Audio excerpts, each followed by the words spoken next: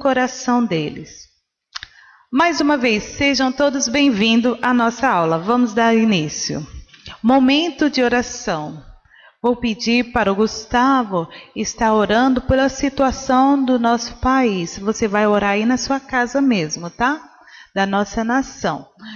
Pela esse problema do coronavírus, essa pandemia, que Deus tenha misericórdia. Está com você, viu, Gustavo, esse pedido. Vou pedir para que, deixa eu ver quem está presente. Teodoro. Teodoro, você vai orar pedindo ao Senhor que perdoe os nossos pecados, ok? Vou pedir também, deixa eu ver quem está presente. A Letícia, da nossa irmã Derliana. Letícia, que saudade de você. Nós vamos estar orando e você vai orar agradecendo a Deus por esse dia que Ele nos concedeu. E Isaac vai estar orando, intercedendo pela igreja. Tá? Aí da sua casa mesmo vocês vão orar. Vamos abrir a nossa Bíblia, então, em 1 Coríntios, capítulo 12, versículo 13. Diz assim, 1 Coríntios 12, versículo 13. Pois em um só Espírito todos nós fomos batizados, em um corpo, quer judeus, quer gregos, quer escravos, quer livres, e a todos nós foi dado beber de um só Espírito. Amém. Alunos queridos, hoje retornamos para a pergunta de número 91. Semana passada nós estudamos a pergunta de 92 e 93 para saber o que é o sacramento. Lembram?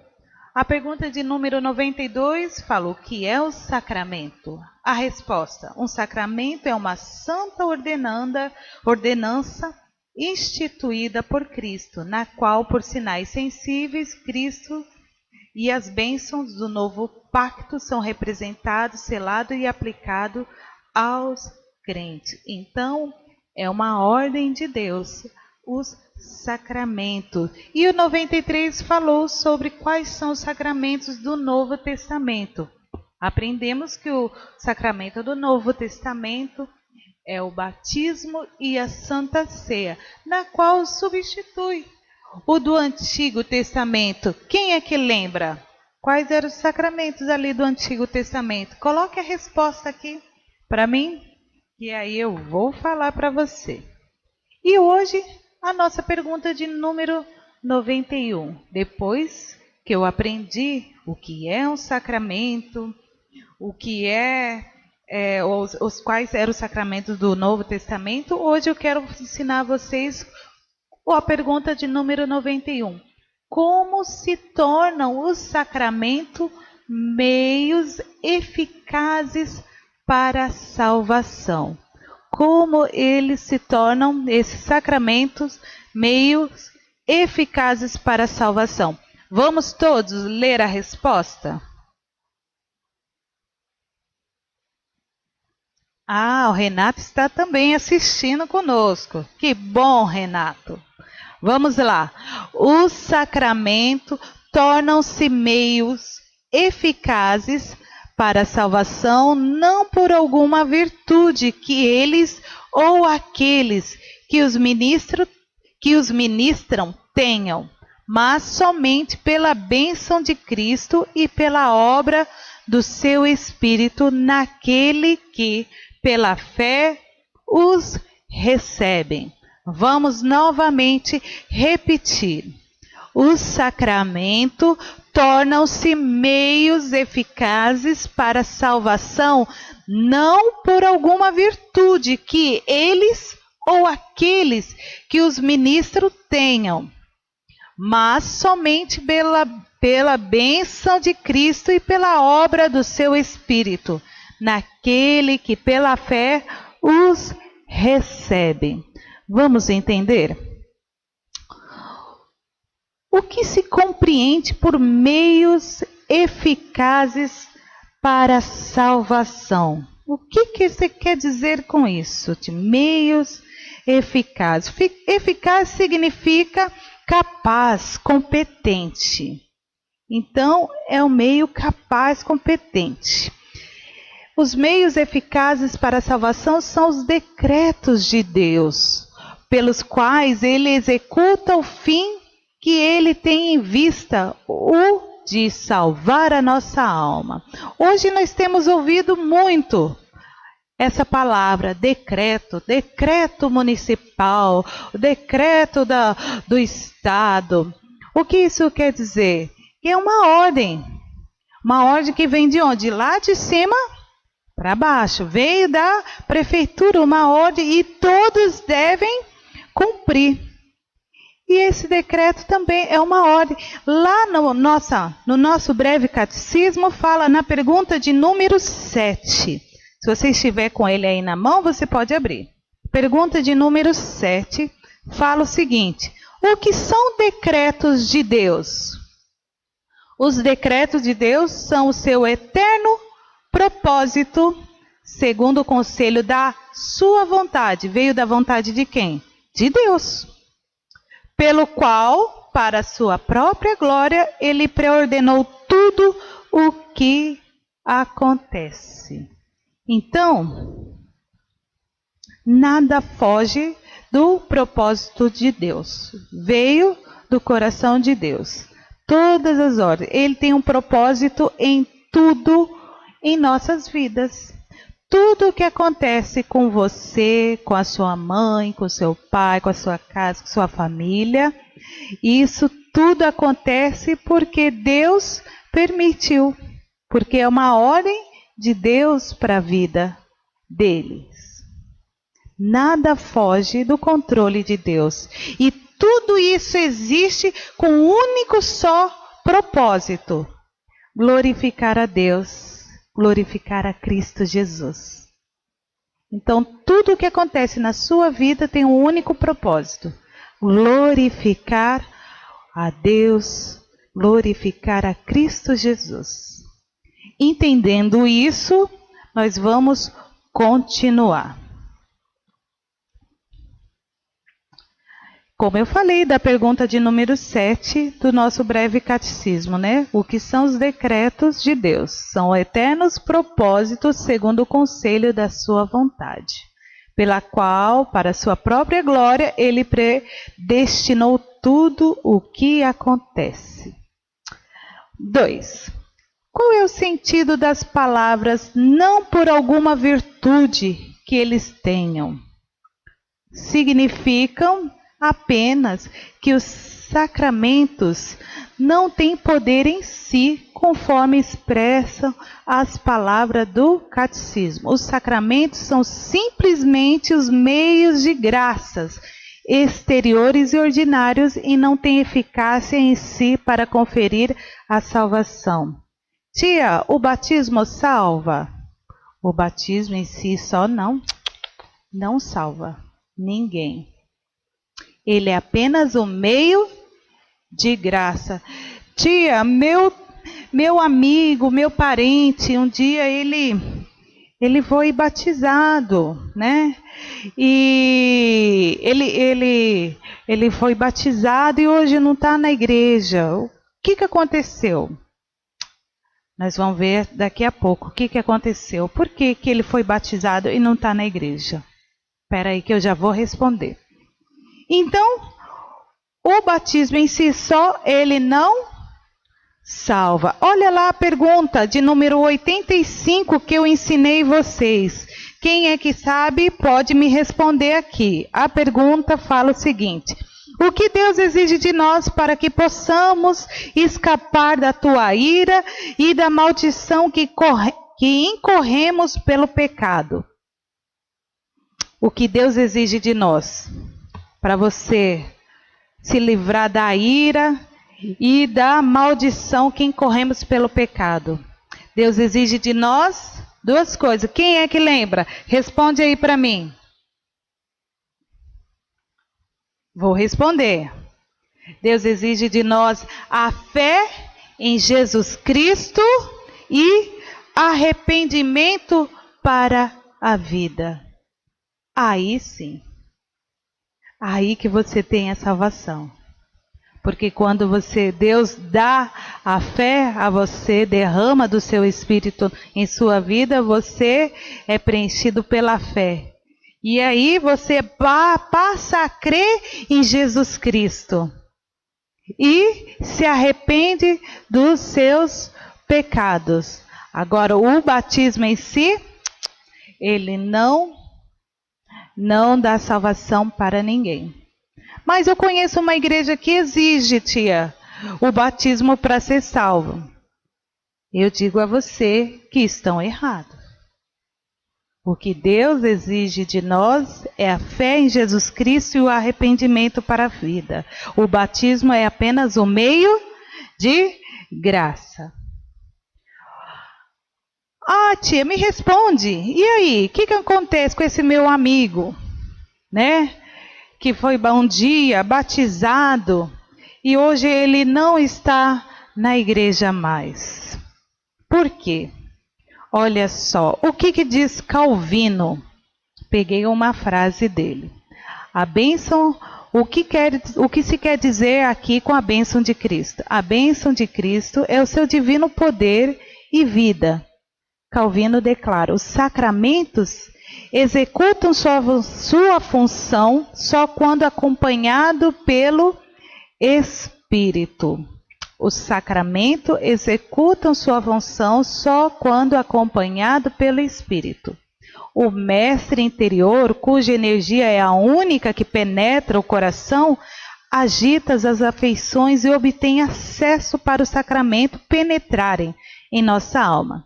Se ele falta, os sacramentos nada mais são do que o sol que brilha nos olhos de um cego, ou sons que são pronunciados no ouvido de um surdo. Olha só.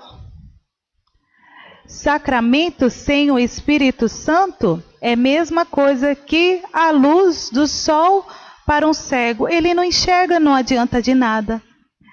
É a mesma coisa que um som para o surdo. Não adianta de nada porque ele não ouve. Então, provavelmente, seu amigo, ele só molhou a cabeça. Não estava acompanhado do Espírito Santo do Senhor. Então, de nada adianta o batismo se não estiver acompanhado pelo Espírito Santo de Deus. Entenderam? Você tem alguma pergunta? Pode colocar aí que a tia vai estar respondendo. Vamos continuar? Como recebemos os sacramentos pela fé? Nós o recebemos pela fé, pela oração, para que o Espírito Santo faça sua obra em nosso coração, dando-nos graça de crer em Cristo e aplicar a palavra dele à nossa vida. É o Espírito Santo, criança, que abre os nossos olhos, quebranta o nosso coração para que a fé penetre e nos dá a graça de crer em Cristo e se arrepender dos nossos pecados. Então, como recebemos o sacramento? Pela fé e pela oração. Porque é somente através do Espírito Santo que ele nos dá o entendimento, nos dá a capacidade de crer. É a fé. Tia, me conta algum episódio que ocorreu para que eu possa entender melhor. Sabe de quem nós vamos falar? Vamos falar lá, se encontra em Lucas 23, 39, versículo 39 ao 43. Quem que são estes? Vocês lembram da história de Jesus quando foi crucificado, né, crianças? E vocês sabem que ele foi crucificado e ao lado dele tinha o quê? Dois ladrões. E eu quero que você entenda o seguinte: provavelmente tinham muitos outros ladrões ali para serem crucificados na fila de espera. E Deus, com seu infinito decreto e propósito, mandou estes dois especificamente para estarem junto ali com Jesus, sendo crucificado. E o que ocorreu nessa passagem? Um dos bandidos que estavam ali, versículo, deixa eu te ler aqui, 39, fala o seguinte: um dos malfeitores crucificado blasfemava contra ele, contra Cristo, dizendo: não és tu o Cristo? Salva-te a ti mesmo e a nós também. O outro, do outro lado, respondeu. Porém, o outro respondeu dizendo: nem ao menos temes a Deus, estando sob igual sentença? Observe aí, criança. Olha a fala de um e compara com a outra. O outro já mostrou o quê? Temor. Já mostrou que tinha fé e que reconhecia que aquele que estava ao seu lado era o Filho de Deus. Deus já tinha derramado ali sobre ele seu Espírito para que ele enxergasse que ele era o Filho de Deus.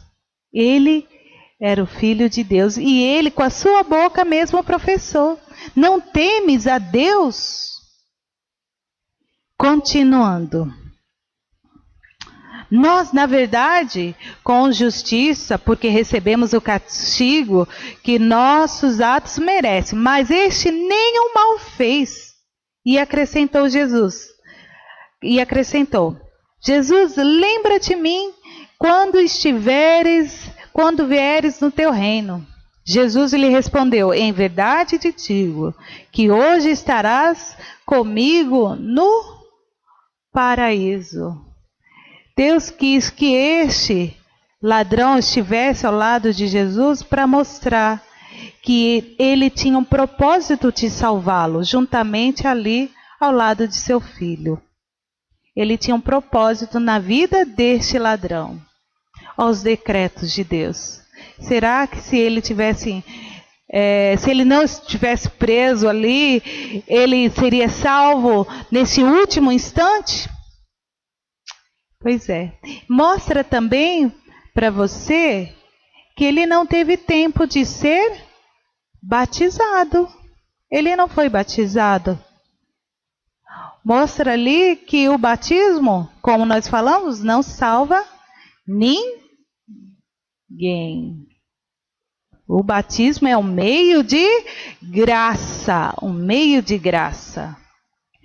Então, este ladrão foi salvo porque ele professou o temor, a fé em Cristo Jesus e se arrependeu dos seus pecados. O outro não. O outro estava zombando de Cristo. Deus quis endurecer o coração do outro bandido e mostrar que Deus é quem salva quem Ele quer. Ele quebranta o coração de um e endurece o coração de outros. E Deus é quem salva quem Ele bem quiser. Voltando para a nossa pergunta. Como se tornam os sacramentos meios eficazes para a salvação? Vamos todos responder. Os sacramentos tornam-se meio eficazes para a salvação, não por alguma virtude que eles ou aqueles que o ministram tenham. Olha só, o sacramento torna-se meio eficaz para a salvação, não por alguma virtude. Não tem virtude em si. Que eles ou aqueles que ministram. Ah, tia, eu quero ser batizado por tal pastor, porque parece que ele é um homem muito poderoso, muito de Deus. Não está nele não, a eficácia não, viu? Então você fique com seu pastor mesmo. Mas somente pela bênção de Cristo e pela obra do seu Espírito naqueles que pela fé o recebem.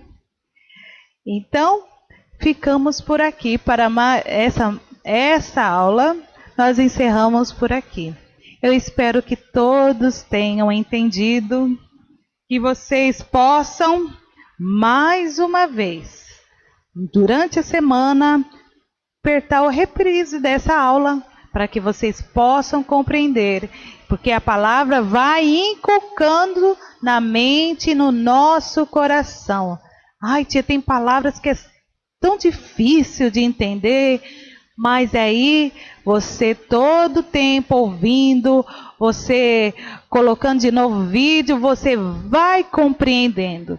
Então que Deus abençoe a sua vida, que você possa compreender que Deus, Ele derrama o que? O seu Espírito, que pela fé você possa compreender tudo o que foi ensinado e crer que a palavra de Deus, ela é viva e eficaz. Que a palavra de Deus, ela jamais volta vazia.